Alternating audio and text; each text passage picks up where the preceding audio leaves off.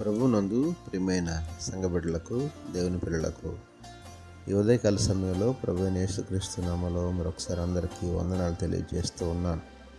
గడిచిన రోజు నుంచి ఈ రోజు వరకు ప్రభు మనకు తోడుగా ఉండి ఆయన కాపుదల మనతో ఉంచి ఈ ఉదయకాల సమయంలో ఆయన నామాన్ని స్తుతించుకోవడానికి ప్రభు ఇచ్చిన మంచి అవకాశాన్ని బట్టి దేవునికి మహిమ, ఘనత, ప్రభావాలు కలుగును గాక.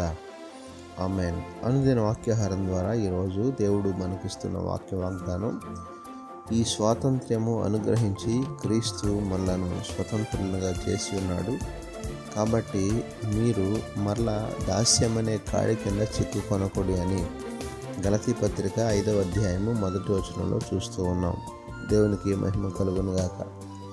ప్రియమైన దేవుని పిల్లలారా, మరి ఈరోజు మనము ఈ మాటను గమనించినట్లయితే దేశంలో ఉన్న ప్రజలందరూ కూడా దేశానికి స్వాతంత్రం వచ్చిందని, స్వేచ్ఛ దక్కిందని, శాంతియుతమైనటువంటి జీవితం అనుగ్రహించబడిందని అందరూ సంతోషంతో సెలబ్రేట్ చేసుకునేటటువంటి పరిస్థితులు మనం గమనిస్తూ ఉన్నాం.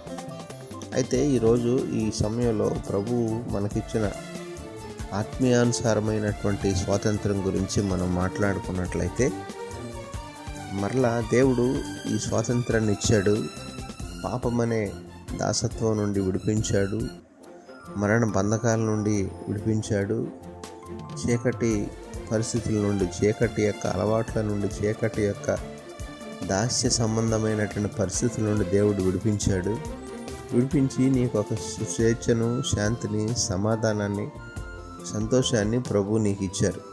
అయితే మరి నాడు నీ పరిస్థితి ఏంటి, నీ సంగతి ఏంటి?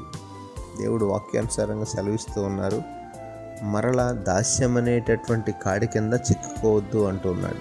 ఒకసారి స్వాతంత్రాన్ని పొందుకున్న తర్వాత మరలా తిరిగి బానిసత్వంలోకి వెళ్ళాలని, ఆ యొక్క పాపపు బంధకాల్లోకి వెళ్ళాలని, లేకపోతే ఆ యొక్క చీకటి పరిస్థితుల్లోకి వెళ్ళాలని ఎవరూ కూడా కోరుకోరు.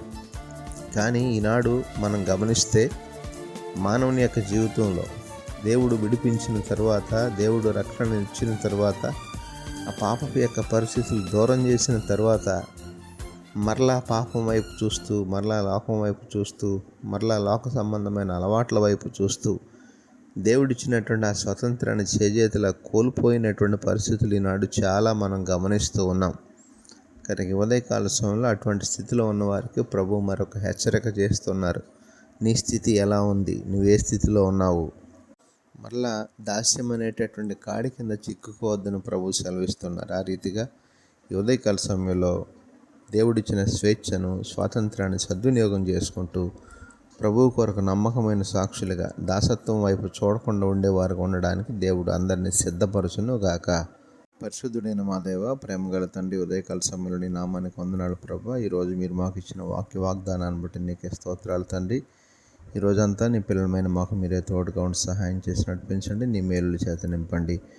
మరలా వాక్యానుసారంగా పాపపు వైపు చూడకుండా ఉండే సహాయాన్ని దయచేయండి.